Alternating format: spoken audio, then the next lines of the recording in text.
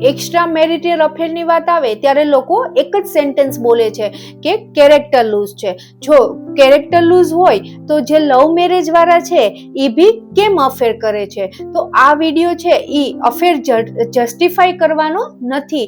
આ વિડીયો તમને સમજાવવાનો છે કે સમજ નથી હોતી એટલે વારંવાર એ રિપીટ થયા કરે છે. એક્સ્ટ્રા મેરિટલ નો અફેર ખાલી સેક્સ માટે નથી હોતું, પણ આવા જે અફેરના કેસ હોય છે એમાં લોકોને અટેન્શન જોતું હોય છે, વેલિડેશન જોતું હોય છે, અલાઇવ ફીલ કરવું હોય છે, કંઈક અલગ મહેસૂસ કરવું હોય છે.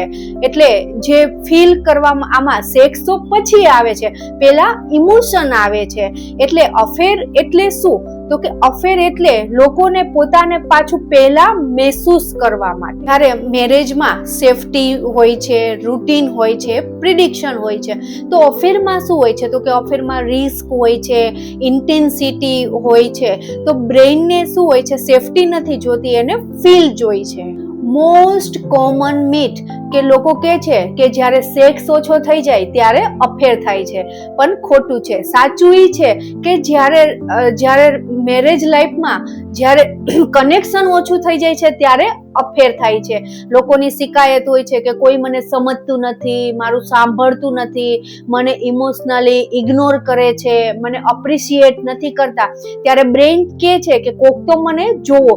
જ્યારે અફેરમાં શું હોય છે કે એ નોટિસ થાય છે. જે લોકો હંમેશા એડજસ્ટ કરે છે, પોતાની નીડ બોલતા નથી, જે કોન્ફ્લિક્ટથી ડરે છે, અક્સર એવા લોકો અફેરમાં પડે છે. કારણ કે મેરેજમાં દબાયેલા હોય છે અને અફેરમાં એ ફ્રી ફીલ કરે છે. અફેર એક બગાવત છે, પોતાના પાર્ટનરની સામે નહીં પણ પોતાના સેલ્ફ માટે. ઇન્સ્ટાગ્રામમાં તો કે પરફેક્ટ કપલ, ફેમિલીમાં તો કે આઈડિયલ ઇમેજ, અંદરથી શું છે? તો કે બહુ લોનલીનેસ છે, ઇમોશનલી ડિસ્ટન્સ છે, પોતે રોલ પ્લે કરે છે. તું હસબન્ડ છે, હું વાઇફ છું. તો પ્રશ્ન એ છે કે ઇન્સાન ક્યારે? જ્યારે અફેરની અંદર શું હોય છે? ખાલી પ્રેઝન્સ હોય છે. હકીકત છે કે અફેર છે એ પ્રોબ્લેમ છે એ સોલ્વ નથી કરતો, ટેમ્પરરી રિલીફ કરે છે, પણ પરમેનન્ટ ડેમેજ એ છોડીને જાય છે. એનાથી ટ્રસ્ટ તૂટી જાય છે, ગિલ્ટ વધી જાય છે, આઈડેન્ટિટી છે એ કન્ફ્યુઝ થઈ જાય છે.